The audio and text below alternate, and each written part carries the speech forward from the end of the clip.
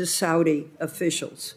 That individual is one of 2 former Twitter employees charged by the Department of Justice for their efforts to provide Saudi officials with the personal information of dissidents and activists critical of the Saudi regime, including sensitive data that could identify and locate these individual users.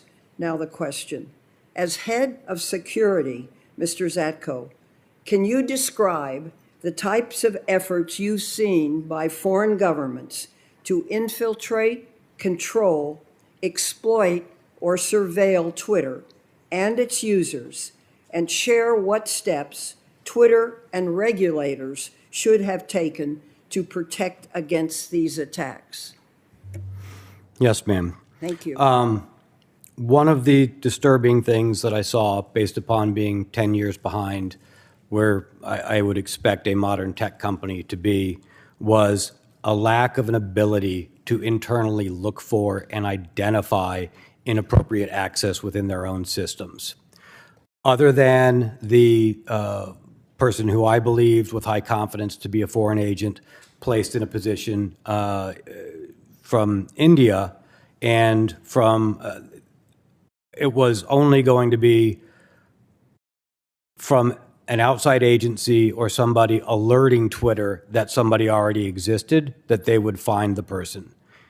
What I did notice when we did know of a person inside acting on behalf of a foreign interest as an unregistered agent, it was extremely difficult to track the people. There was a lack of logging and an ability to see what they were doing, what information was being accessed, or to contain their activities, let alone set steps for remediation and possible reconstitution of any damage. They simply lacked the fundamental abilities to hunt for foreign intelligence agencies and expel them on their own. You said it was difficult to track. Explain exactly what you mean about that, what you mean, and secondly, what could be done to correct that? One of the most senior engineers in the company came to me not long after I was there and said, "Mudge, you should know that this company doesn't really have centralized logging. We don't log the activities of the systems." I was surprised by this. Most tech companies, most companies I know of, even not in tech, have logs about what's happening on their systems. And this tells you who tried to log in, who was doing what, where, when it happened. Later on in my tenure, I learned that there were thousands of failed attempts to access internal systems that were happening per week, and nobody was noticing. And when we brought this up, people said, well, who is it? What is it? And I said, that's what we're trying to find out. Why weren't we even being aware of this? This fundamental lack of logging inside Twitter is, a remnant of being so far behind on their infrastructure and the engineers not being given the ability to put things in place to modernize. I can give an example. Let's suppose you have 5 credit cards and you're receiving statements each month, but only 2 of those statements give you detailed transactions. And you want to see if there's fraud on your credit cards. Well, first off, 3 of those credit cards, you're not going to be able to look at the transactions. You just know the total bill. And those remaining 2, you don't have time to go through the transactions and look for it. So you kind of wing it and say, I need all those credit cards to stay alive, so you just keep paying off the bills. That's kind of the analogy I have for the production environment and the logging situation at Twitter. So you can understand that trying to understand what an adversary inside identified is doing can be pretty challenging without logs. Have you thought about how one would design legislation which would maintain some basic necessary rights and yet cover this area? Well, I've been thinking a lot about the regulators because, of course, I was very curious as to, how was Twitter still operating like this, since there was a 2011 consent decree that was aimed at addressing a fair amount of this. I noticed a few things. One, there were a lot of evaluations and examinations which were interview questions.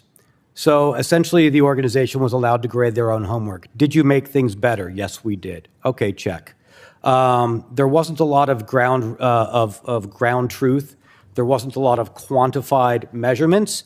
And a fair amount of the interviews came from companies, auditors, that Twitter themselves were able to hire.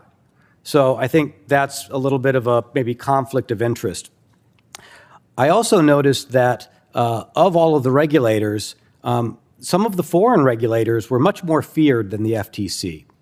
For instance, the French CNIL, the CNIL, the French version of the FTC, terrified Twitter in comparison to the FTC. And when I looked at why, it was because there was more of a fear that it wouldn't be a one-time fine. One-time fines are priced in. One-time fines didn't bother Twitter at all. When I saw the recent amount of the fine, that was much less than we had been concerned about.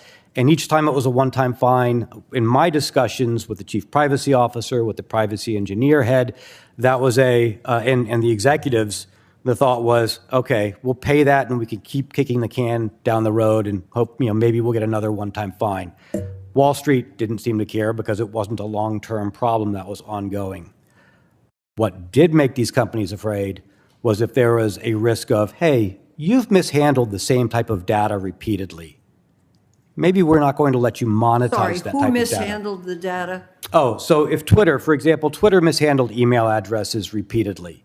And a concern was if the FTC were to come in and tell us that we're not allowed to monetize email addresses because of our continued inability to handle them correctly, well, then we might not be on fair footings with our competitors, and that scared them and made them move. I believe something like that did happen to Facebook, which has been used as a sort of cautionary tale inside organizations. So I think the regulators have tools that do work, but they're not able to see which tools in their tool belt are the ones actually working, and they're using the one-time fines that the companies aren't really afraid of. Thank you, Senator Feinstein. Senator Lee. Thank you very much, Mr. Chairman. Mr. Zatko, thanks for being here. In your disclosures, you include information that